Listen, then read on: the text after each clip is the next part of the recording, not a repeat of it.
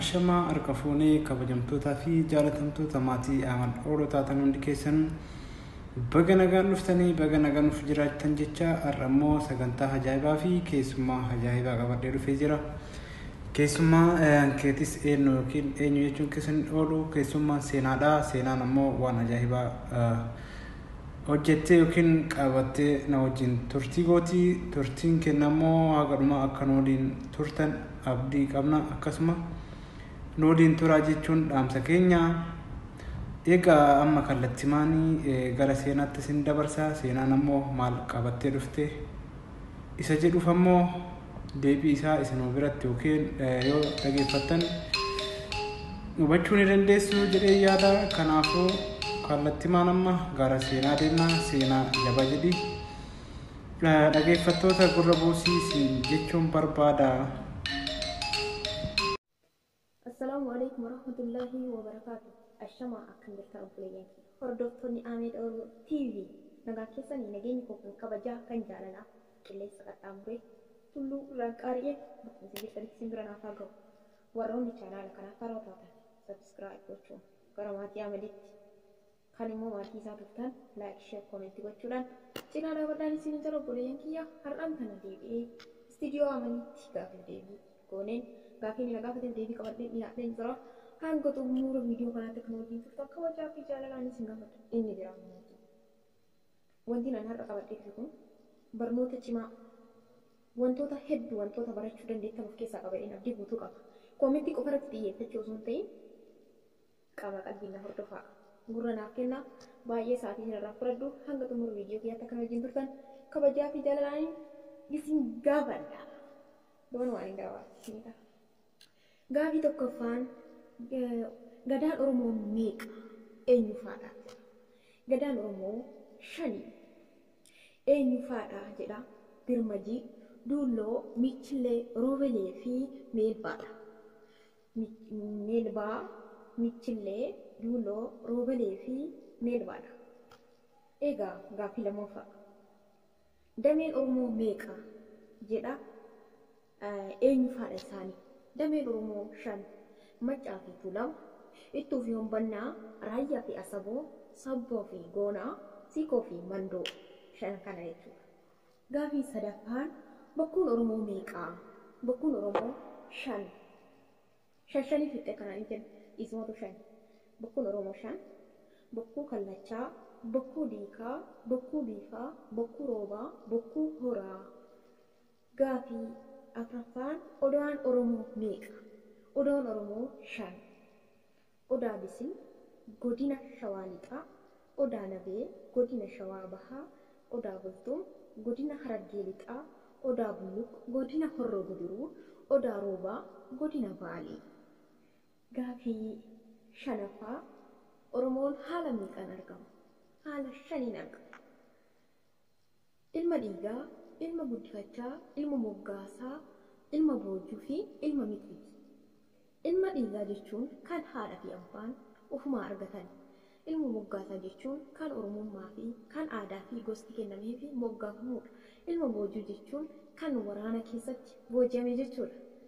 Ilma guddifachaa jechuun yookaan ilma dhabanii yookaan osuma qaban kan nama biraarraa guddifatan jechuudha.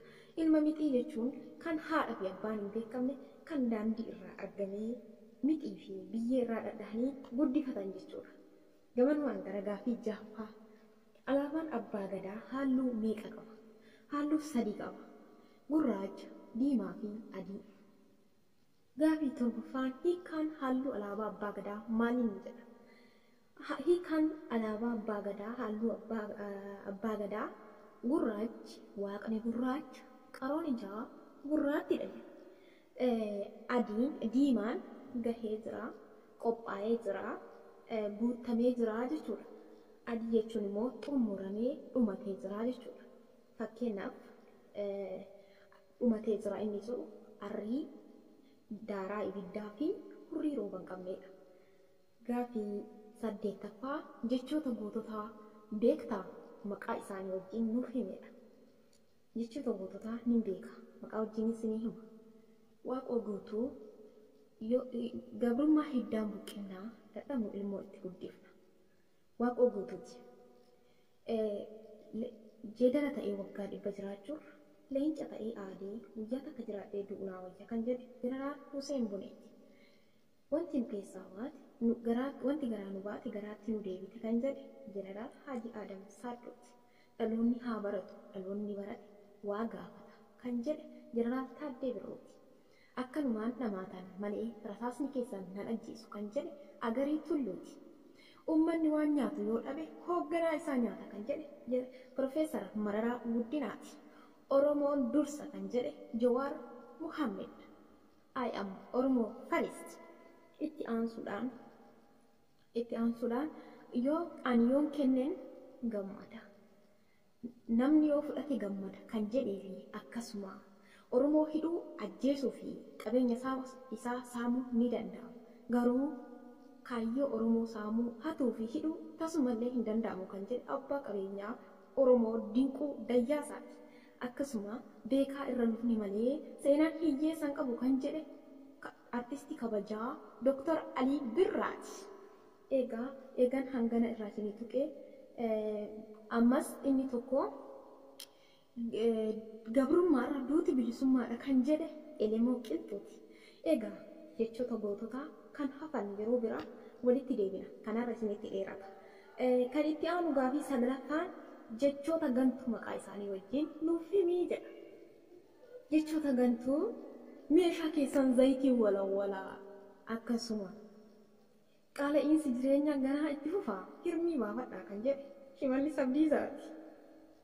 Itti aansee galaana qurxummii balleessuuf galaana gogsaa kan jedhe Fiqaaduu Tasammaati. Akkasuma Oromoon akka inni waggaa 1000 deebi'ee hin fayyine hin dandamannetti hin cabsa yoo inni ana jalatti hiriiruu baate yoo waan an jedheen fudhachuu baate kan jedhe Abiyyi Ahmed.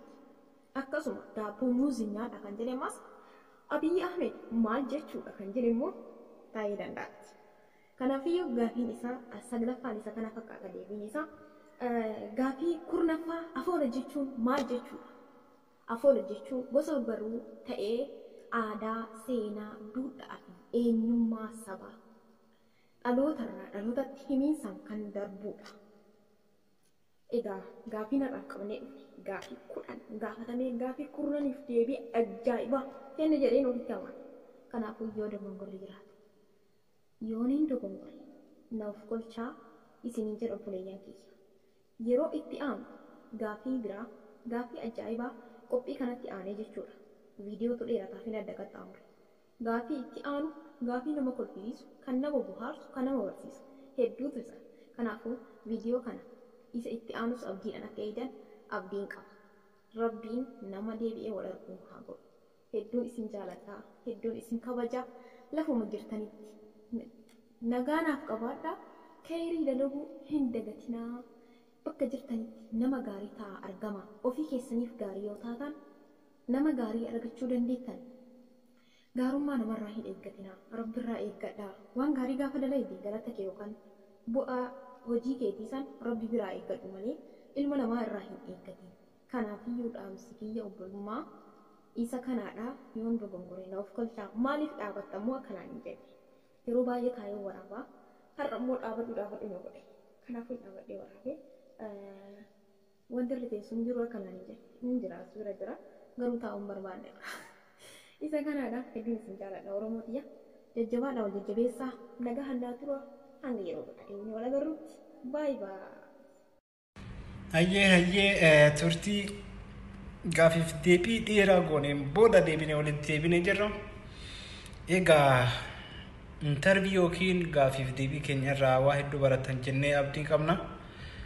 Akkasuma yaada keessan bifa koomentii yookiin sanduuqa boksii san keessa keessanii waan jettanii fi waan jechuu barbaadan akka nuuf keettan asumaan kabajaan isin gaafata. Seenaan ammoo seenaa ajaa'ibaa isin barsiifte. Seenaan nama jabduudha. Seenaan haa jabeeffannu. Seenaan nama gargaaranii yaa gargaaru gargaarsisii mallaqa osoo hin taane kennaa biraa osoo hin taane bira dhaabbadhaa jabeessaa yaadan jabeessaa koomentii fi like share subscribe gochuu isii jajjabeessaa. Seenaan mana kiyya qofaa osoo hin taane mana namaa